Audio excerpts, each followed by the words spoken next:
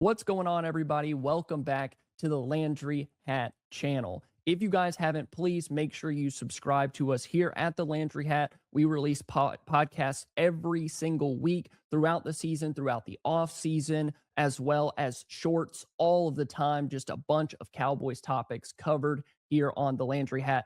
My name is Zach, and in today's video, I want to take a look at 6 Dallas Cowboys under the most pressure in 2026, because every single year the NFL stands for not for long. Guys don't get a ton of opportunities, especially later round picks or guys that just got paid. You might think, oh, well, that guy just got a contract. He's going to be around for the next 5 or 6 years. It's not unusual for teams to give up on guys that they paid, that they drafted recently. So really, every single year, there is pressure. Maybe not on Dak Prescott, maybe not on Ceedee Lamb. There will be on George Pickens, and he's not in this video, so that's not a spoiler.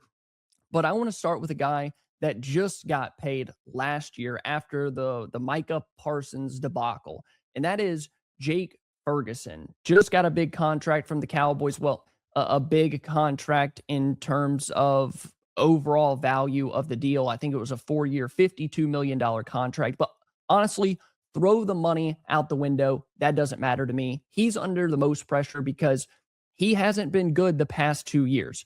Ferguson drafted in 2022 as a 4th-round pick. Dalton Schultz was still on the team, so he didn't have a ton of production. He had 19 catches, 174 yards, did have 2 touchdowns, and showed a lot of really good things behind Dalton Schultz. Then going into 2023, Schultz goes to the Houston Texans. The Cowboys draft Luke Schoonmaker in the 2nd round. But at that point in time, and you can go back and watch my videos, I made an entire prediction on how Ferguson's 2023 and 2024 seasons were going to go. And I was almost spot on. I thought that he could be the future at the tight end spot.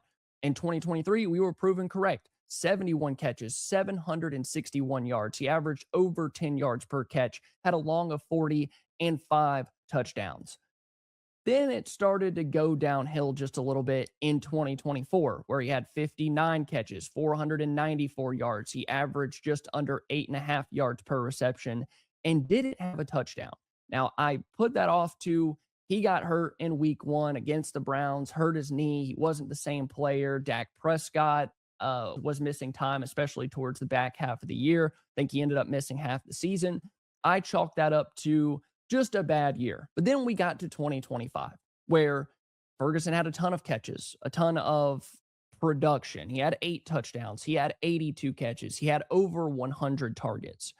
But my concern and why the pressure's on now is he had 600 yards. He averaged barely over 7 yards per reception. I never would have made this comparison years ago, but I feel like I can now. Travis Kelce in 2025, one of the best tight ends of all time, if not the best tight end of all time. This is going to sound crazy just saying his name, but I promise he's in year 11. The Kansas City Chiefs were thinking about moving on from him. They ended up bringing him back for 2026. But in 2025, in year 11, Travis Kelce had 76 catches for 851 yards. He averaged over 11 yards per reception and had 5 touchdowns. Jake Ferguson, who is in his 4th year with the Cowboys, he just got the big contract. He should be in the prime of his career. By the way, Travis Kelce in 2018, which would be the prime of his career, he had 100 catches for 1,300 yards. He averaged 13 yards per reception. Ferguson in year 4 averaged barely over 7. And that's the point I'm trying to make.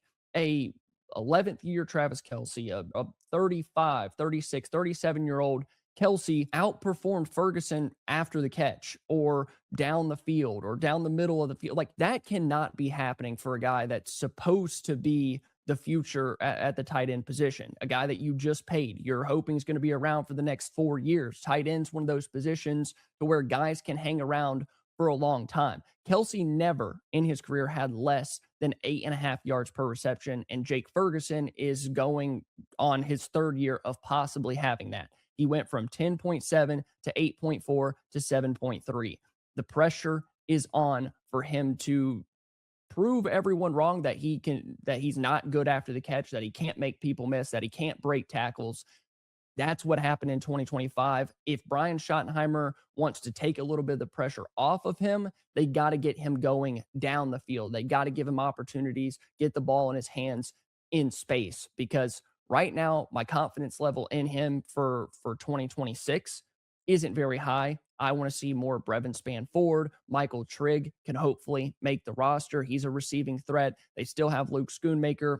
Not even going to bet on that. But Jake Ferguson, the pressure is on in 2026 to prove that he was worth that contract.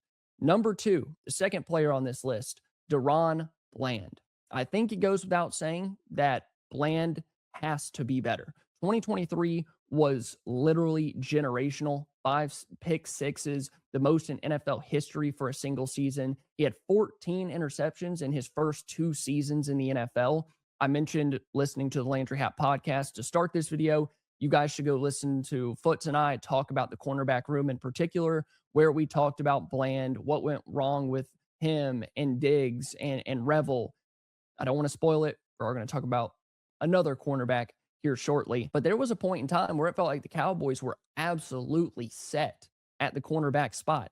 Diggs had, I think, like 13 or 14 interceptions. Bland had 13 or 14 in kind of the same amount of time. Then 2024 rolls around. Bland gets hurt. He misses time. He plays in just 7 games that year. Then 2025, Bland plays in just 12 games, faces a couple more injuries.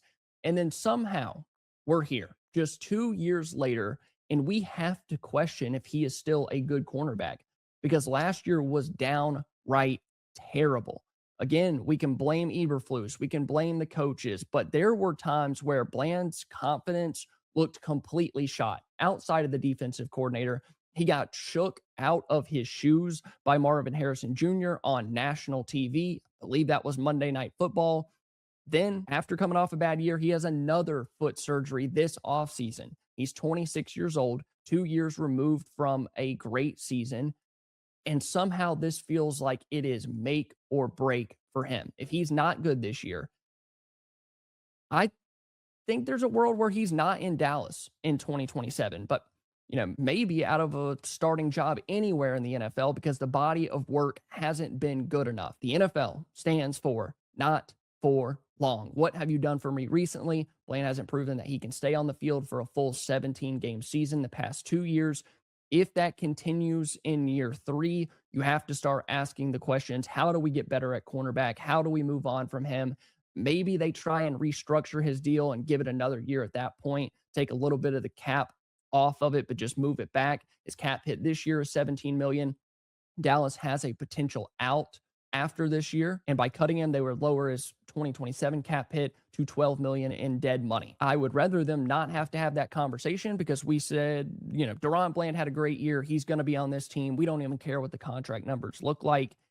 He has to have a much better season than he has the past 2 years. Speaking of cornerbacks, I kind of hinted at it a minute ago, spoiling a little bit of the video. Savon Revel is under some pressure this year. Came back from the ACL injury last year, had a setback early on in training camp. We didn't get to see him until halfway through the season in that Raiders game in November. And I would say it was an up, but mainly down year for him. He allowed the 12th highest passer rating amongst qualified cornerbacks. He missed 8 tackles. He didn't have an interception and had just 2 pass breakups. And to be fair, none of the Cowboys corners were good last year. Literally none. I can't name a single guy that I would say he had a good year. So I'm not going to put all of my stock into last year, but it does become part of the evaluation. We really need to see improvement. New defensive coordinator, new defensive backs coach, new passing game coordinator, new everything for him. Another year removed from that ACL injury. I don't think it's unfair to say for Bland and Revel that this could be their last real chance at being starters, because the NFL churns in new talent every single year. You have the draft class, 260 guys. You have the undrafted free agent class.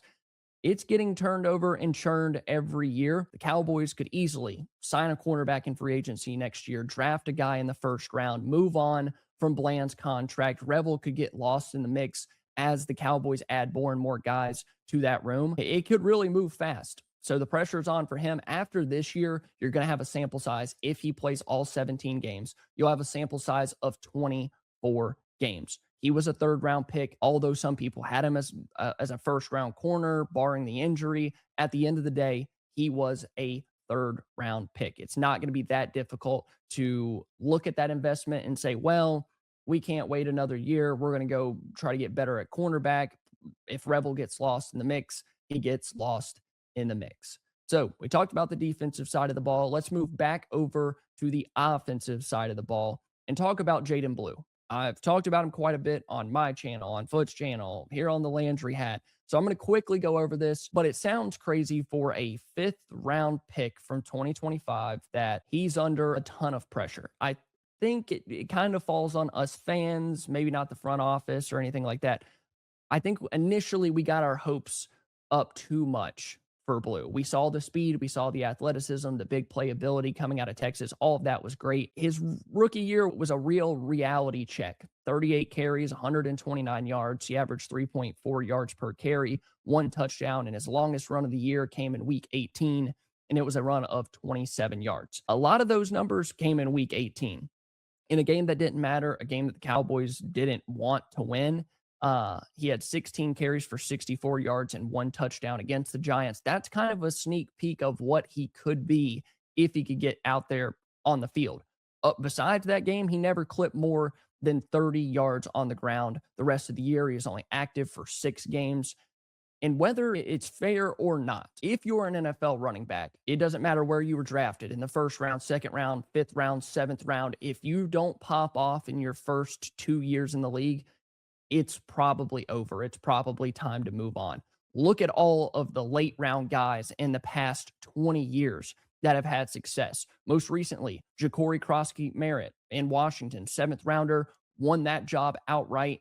And in his first year, had a great season, 175 carries for 800 plus yards. It doesn't matter what round you were drafted in. Running backs don't really need to, I don't want to say don't need to, but they don't have to develop like other positions like cornerback or wide receiver or tight end. The learning curve is much, much different at the position. Those guys are in their best years coming right out of college. It doesn't matter what round you're drafted in. You have to prove it early on.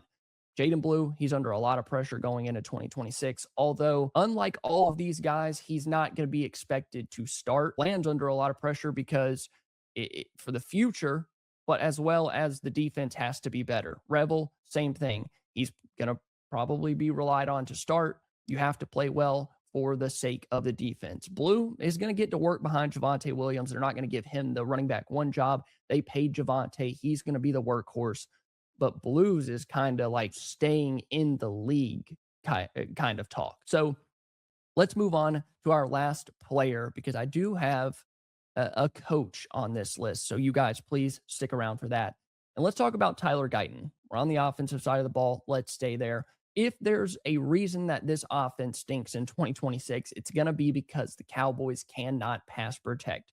Dak doesn't have enough time to get through his reads, make clean pocket throws. They can't keep him clean. That's going to be my biggest worry for an offense that should be great. On paper, just looking at Dak Prescott, Ceedee Lamb, George Pickens, Javonte Williams having the year that he did, on paper, they should be in the best in the league conversations easily. So that means Tyler Guyton, former first-round pick in year 3. This is the make it or break it year for him. By year 3, if you haven't shown much growth in technique and hand placement, it's going to be tough for the Cowboys to believe in you, especially when you've had the ups and downs that Guyton has throughout his career, not staying healthy, some questions about the mental toughness, fighting and playing through injuries or not playing well, being able to handle that, being able to bounce back. That's a lot of pressure for him. And I'm not even talking about the future. Like, yeah, the Cowboys could easily draft a tackle in the first round next year and he gets pushed down the depth chart and your 2024 first round pick is now a swing tackle because, he just got pushed down. I'm talking about this year, just being Tyler Guyton and knowing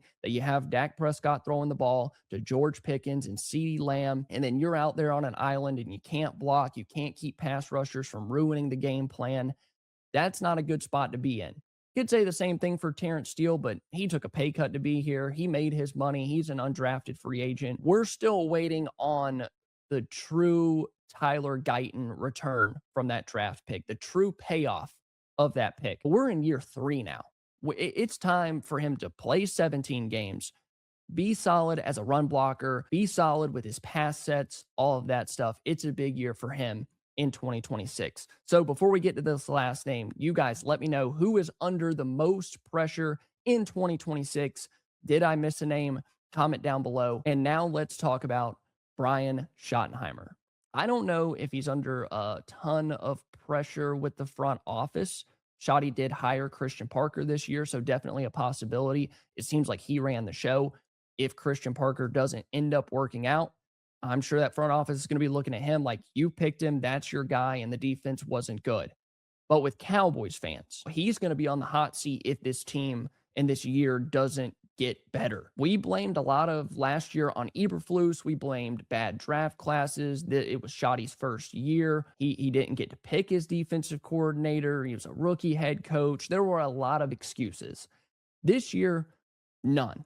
The offense has to be really good. I think they'll be good. I think their floor is exceptionally high. Like, at minimum, they're going to be a top 10 offense. And sure, Schotty's the offensive guy. He's the play caller. He was great last year. Maybe some red zone stuff mixed in there. But overall, they had the #1 offense in the NFL. But the truth of it is, he is not the offensive coordinator. He is the head coach. The defense has to be better.